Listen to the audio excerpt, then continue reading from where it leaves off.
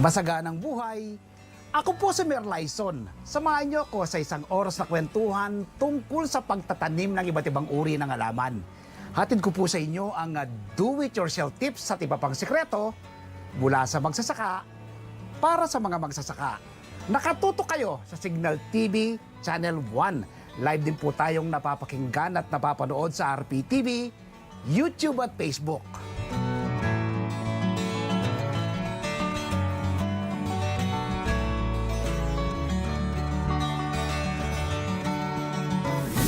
Mapalad po tayo ngayong umaga dahil dalawa po yung ating makakapanayam ngayong araw na ito. Una po, si Kapitan Dino Adriano, owner ng Gulayan sa Barangay. Dito po yan sa Barangay Catmon, Santa Maria, Bulacan. At ang ikalawa ay si Ma'am Mary Joyce Garcia, owner ng Hydroponics Farm. Dito rin po yan sa Santa Maria, Bulacan. Kap, kumusta po kayo? Ma'am Mary Joyce, kumusta po kayo? Ano po pinagkakabalan po ninyo ngayon? Ako po bilang barangay captain po ng Barangay Catmon Santa Maria, Bulacan. Yes po. Sa po, maraming gawain ng kapitan, pero po hindi po namin binigyan namin ng pansin din po pagdating sa agrikultura po. Yes. Lalo na po sa mga gulayan, at yan po maraming makikinabang po.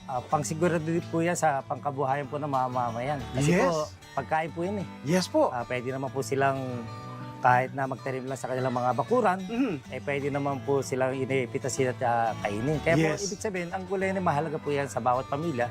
Kaya po, kami po sa barangay, ay nagkaroon po ng gulay sa barangay dahil po sa Provincial Agricultural Office. Yes. Binaba po yung programa. Ngayon po, may kamukha po yung na meron na po na mga seedlings. Ngayon ay pwedeng makinabang at saka mga punla po ay pwede naming ipamahagi o ipamigay sa mga household po. Yes. Para sa kanya-kanyang bakuran, meron silang tanim na gulay. Yes. Naku, napakagandang advocacy yan, Kap. Ano? About you, Ma'am Mary Joyce, kumusta po kayo? Ano pong pinagkakabalan po ninyo ngayon? Actually, excited ako, sir, na makita ka. Yeah.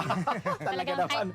sakto nga lang na umuulan. Yes po. Tinatanong mo sa akin kung ano yung pinagkakabalahan. Yes Ako po po. ay isang nanay na. Mhm. At the same time, I work from home. Yes. Pero ito pong pagtatanim is, ito po yung nakikita ko na very, peaceful. At the same time, siya po Yes. yung nagiging pahinga ko Tama po. bilang isang nanay. Kasi pag nanay ka, lagi kang pagod. Yes. At the same time, mas marami ka pang ginagawa. 24 hours nga yung trabaho mo eh. Pero yung pag nasa farm ako, Yes. doon po ako nakakita ng yung ligaya ba? Satisfaction Oo, po, no? Nasa-satisfy ako. Kaya nga, di ba naalala mo, in-approach kita. Sabi Yes ko, po. sir, puntahan mo naman yung gulayan namin. Yes po. Kasi gusto kong makita mo kung paano din yung advocacy na ginagawa namin bilang Yes. kababaihan. Naku, napakaganda ko po. Personal, natutuwa po ako.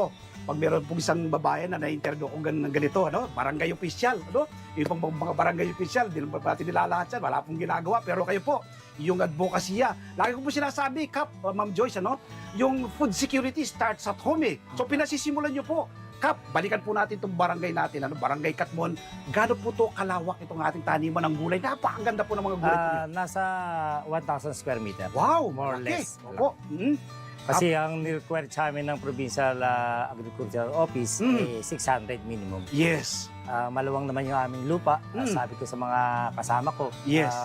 lakihan na natin para mas marami tayo tanim, maraming gulay na anihin. Yes. Paano po nagsimula, Kap, yung gulayan sa barangay? Bigyan mo nga po kami ng idea. Nung akikusel pa lang ng barangay, 2021, naglunsad na ang pamalambayan ng Santa Maria na magkaroon ng gulayan sa barangay. Yes. Sa lahat po ng 24 na barangay ng Santa Maria. Di meron po doon, una po doon lang po kami malaki sa barangay hall, maliit po yung lote. Kaya naisipan ko po na noong 2022-23 dito na Yes. po sa lupa namin. Lupa nyo na po. Ang ganda po ng At saka location niya. ka po, hindi Opo. po sa bahain. Tama po. At saka nung pong pagkaupo ko po ng kapitan ng November, pagdating po December, nagkaroon po ng meeting ang lahat ng kapitan. Sinabi po agad ng aming sekretary ng Liga ng Barangay Yes. na merong gulayan sa barangay na ilalaban sa buong probinsya. Probinsya, At ang opo. sa Bulacan, Bulacan, ha? na Catmon agad ang ilalaban. Wala nang butuhan yun. Pinimpoint agad. Kaya nagulat ako sa akin, first time kong kapitan. Yes. Meron na kagad order ang Yes. DILG, DILG po. provincial. Siyempre, mahirap na matanggihan. Opo. Kasi ang sabi naman ng DA sa amin ng Santa Maria, meron namang lote na nakalaan Yes. Kasi ito yung binibisita nila lagi every year. Yes. Tapos po sila rito. Mhm. Ngayon po, yun, na kami nga Calooc, pinaglaanan namin ng pansin, nagkumuha kami ng tao. Yes. Dapat may nag-aalaga. Mm. Kami naman po lagi andito. Every Saturday, tumutulong ang mga tao ng barangay. Yes. Kumbaga, kailangan tulong-tulong. Tama po. Bayani yan. Sama-sama. Yes. Para sa lahat. Diba? Yes. Kaya yun, nabisita na po kami ng provincial. Mhm.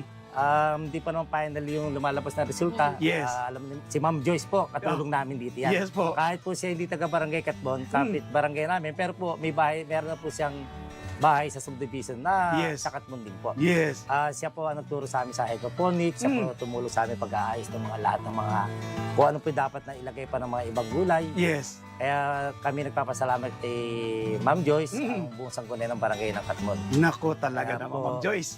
Pero sa Sana kanya. po, may lumabas na resulta na sabi, pumasok kami sa top 5.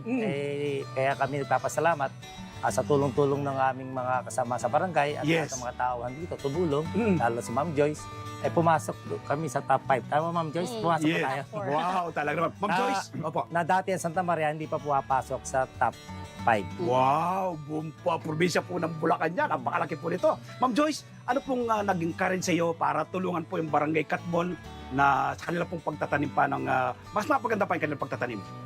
Actually, sir, kung sa encourage talaga, Yes. is yung tatay ko po. Mm. Kasi nakita ko yung farm as therapeutical at the same time Yes. is sustainable. Mm. Ang tatay ko po bago pumunta po ng US ay may cancer. Mhm. So, yun po yung naging advocacy ko na pag tayo ay nagtanim ng gulay, Yes. kasi healthy siya eh. Alam mo, ikaw nagtanim. Opo, Opo. ikaw yung nagtanim at the same time, yung fulfillment ba, yung saya na nararamdaman mo, yung po yung Yes. nakatulong sa tatay ko para gumaling yung cancer niya. Wow, Yun praise po yung God. naging advocacy ko na mas marami pa akong taong matulungan kahit wala akong pinipiling taong i-entertain ko sa Yes. para lang yung joy na nararamdaman ko na nasa puso ko, Ma-feel yun din yung po ma-share nila, ko po no? sa kanila. Yes. Yun po yung Bakit po advocacy. Barangay Katbon ang naisipan po niyong tulungan? Actually, sir, yung Barangay Katmon, actually, yung dating barangay po, natulungan ko na po. Yes Pero po. yun po, top 6 po yun, which Okay. is nasasakupan din siya ng Santa Maria. Mm. Yung Barangay Katmon po, kaya ako po siya tinulungan kasi nag-approach po sa akin si Katmon. Ayos, Sabi oh. niya sa akin, Joyce, pwede mo ba akong tulungan sa gulayan? Sabi ko, sige Kap, kung ano yung kaya kong maitulong sa gulayan, is Yes. kaya ko naman siyang gawin. Opo. Every Saturday po na available ako, kasi may pasok po ako ng Monday to Friday. Yes Pag po. Saturday po na available ako, Mm. pupunta po ako dito sa barangay. Mm. Actually, dala-dala ko po yung dalawa kong anak every Wow. time na nandito ako. Ma'am Joyce, alam mo, naniniwala ako, lalo ka pong i-bless ng Panginoon. Dahil po yung hiram na talento na pahiram po sa inyo pala, willing po kayong ibahagi para sa iba. Opo, sir. Kasi sabi nga po nila, actually, sir, naramdaman ko na kasi dati yun, na parang hindi ako nabibigyan ng chance na, kanyari, nagtanong ako, uy, paano mo ba ginawa yan? Hindi ako nabibigyan ng chance na tulungan ako. Yes. Pero nung time na ako naman po yung nagkaroon ng knowledge, tsaka yung trainings, kumbaga lahat ng na-acquire ko na knowledge yun, shinare ko na po sa iba. Wow. Para po sila naman po yung kumita, at the same Yes. time, hindi lang para sa akin. Mhm. Kap, balikan kita. Barangay Katmon to. Ba, ibig sabihin marami pong bumibisita rito. Mga nanay, no? Tatay, mga estudyante. So, nai-share nyo rin naman po ang knowledge din sa kanila. Kanila nga lang po meron dito mga senior citizen. Tapos may mga estudyante ng Jesus is Lord. Binibisita na to. Aba? Para sa kanilang thesis. Thesis? Oh, okay. Kanila lang po, kaalis lang po, bago umulan, kung naaga nga po, baka inabutan nyo. Yes. Yun, nagtatanong sila kung paano nga yung ipagkatanim sa gulayan na yan. Ganitong setup po. Ano? Kaya marami po pupunta rito. Minsan may vlogger na rin. Ba? Talaga naman. Minsan may mga kumuha po kasi dito, yung aming po mga inaani. Yes. Yung iba po binebenta namin. Okay. Opo. At yung iba naman Yung sobra po. may humihingi, binibigyan namin. Yes. At yung iba, ginagawa namin ulam sa barangay. Kanina. Para po hindi nabibili. Kasi po may mga staff sa barangay. Yes. May mga barangay tanod. Siyempre yan, kumakain sa barangay. May time na kumukuha dito ng gulay para niluluto. Yun po ang kanilang pagkain. Wow! Talaga naman. Kukuha na lang sila dito. Ano? Kap, nagsasabi sa akin kapag ako may harvest, pinopost ko kasi yan eh. Ang sarap siguro ng kapitbahay ni Server. Siguro kayo naman po, ang sarap tumira sa barangay ninyo. Dahil yung mismong punla, no? pinamimigay na po ninyo. Sino pong mga katulong po ninyo sa pag-setup ng ganito kagandang gulayan na Kapitan? Una po, yung aking mga kasama sa Sangguniang Barangay. Pero meron po kami inassign dito na dalawa na isang barangay tanod, isang justice. Sila yung nakatutok talaga. Sila po tumutok Yes, mula umaga si Sergio Pascual po at saka po si Christopher de la Rosa. Yes. Andiyan po sila ngayon na talaga pong sila po tumutok po dyan. At Yes. saka po si Ma'am Joyce, Opo. saka po yung aking kapatid na laging nagbibigay ng mga merienda at pagkain. Tulong-tulong, Kapitan, ano? Opo. Tulong-tulong. Saka po pag every Saturday po, dito si Ma'am Joyce, andito po yung aming mga tauhan ng barangay, yung mga Yes. model leader at saka ibang tauhan pa. Tulong-tulong po sila nagdadamo, naglilinis po, gumagawa po ng... Oo, kalinis po kasi. Ang ganda eh. Oo, Kap, yung sa inyo, majority po sa mga tanim, conventional eh. Pag sinabing conventional, doon tayo sa lupa. At nakita ko, natural at pamamaraan po yata pagtatan. Kay Ma'am Joyce, hydroponics eh. Ma'am Joyce, i-differentiate nyo nga po sa mga hindi po nakakabatid pa, no? Pag sinabi bang hydroponics, paano ba pinapalaki ang halaman pag hydroponics? Actually, yung tanong ni Sir kasi, paano ko siya madi-differentiate Yes. when it comes to hydroponics? Opo. Ang hydroponics po kasi is makabagong pamamaraan. Bagong teknolohiya po yan. Opo. Nung nalaman ko po na may contest po ng gulayan, ang sabi ko, Kap, i-insert po natin yung innovation. Yes. So, ibig sabihin, aside po sa traditional na lumang pamamaraan Yes or po. yung nakasanayan Nakasanayan natin sa lupa. magdadagdag po tayo ng innovation. Yes. So, ibig sabihin nun, makabagong pamamaraan ng pagtatanim. Kasi po ako po bilang nanay, di ba po medyo napapagod na po akong magbungkal. Yes. Kung meron din po kaming kasamang mga senior citizen, hindi na po sila yung mapapagod magbungkal pa. Kasi yung hydroponics po, tubig lang siya. Tubig. Mabubuhay ang halaman sa tubig. Tsaka nutrient solution. So, ibig sabihin, on the day na yon hindi ka na kailangan magpa-soil analysis. Tubig Yes. na lang yung gagamitin mo. Yes. Makakapagtanim ka na ng, especially yung lettuce, kasi mas mabilis siyang mabenta sa market. Yes. So ngayon po, na-adapt na yung dalawang klaseng Opo. sistema ng pagtatanim na yan. Opo. From conventional, may hydroponics na rin. Baka hindi lang number 5 yung hangad ko. No? Paano bang pwede nating ibigay na tips po sa mga nanonood sa atin ngayon? Una, Kap, yung conventional farming. Tapos ibibigay ko kay Ma'am Joyce. Ano pong pwede nyo ibigay na tips sa mga beginners pa lang po? Siyempre, unang-una, kailangan yung lupa, titingnan din naman muna kung anong klase. Yes po. Dapat magandang kalidad. Yung magandang pundasyon eh, di po ba? Tapos po, gagamit siyempre yung mga natural na lang na mga fertilizer. Yes. Tulad po ng Ay yung meron po tayo na tinatawag na yung mga galing sa mga ng hayop. compost po yan. Compost. Manure. Opo, Alright, manure. okay. Meron din pong compost po ng yung po mga tinatawag na mga fermented plant juice, Yes. fermented fruit Mga juice. concoction po yan. Opo. Oo. Meron din I po. understand, meron na kayong African Nightcrawler. Opo, Yan. meron po Perdikas. kami ginawa po dyan ng mga ginagamit po namin ng mga fermented. Yes. Saka talaga po dapat alam mo yung sistema kasi nga sayang naman yung hirap, Yes po. yung pagtatanim. Kailangan na pag nagtanim ka, siyempre ikaw rin naman yung medyo mahina ng loob na ayaw lumaki yung tanim mo. Yes. Siyempre kailangan talaga maging may kaalaman. Tama po. Oo. Pinag-aaralan po yan eh. Sa ngayon- agriculture, continuously na rin tayo. Di po ba, Kap? Ano? Ma'am Joyce, tips ko. Ano pong pwedeng natin ibigay sa mga nanonood po sa atin ngayon? Ako naman po, sir, yung tips ko kasi, ako as a stay-at-home mom, at the same time is work from home. Yes. Kung wala din naman na masyadong ginagawa, example, may free time kayo. At the same time, kahit hindi na gaano kalaki yung space na meron po kayo, Opo. ma-maximize natin yung space na pwede naman palang taniman. Opo. Example, ito pong gulayan sa Katmon, minaximize po namin yung space. At the same time, kung meron po kaming mga available na mga containers, Yes. example, yung mga PET bottles na pwede namin i-recycle, pwede po namin patapon siyang na bagay palitan yan, ng ma'am. gulay. Opo. Oo. Kaya nga po yung project ni Cap, sobra pong nakasupport po ako.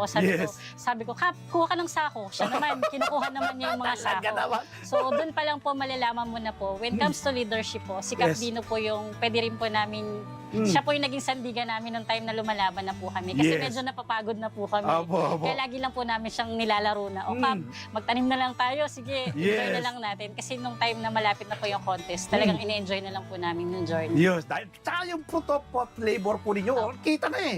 Kita na eh. Kap, hindi ko po palalampasin ito.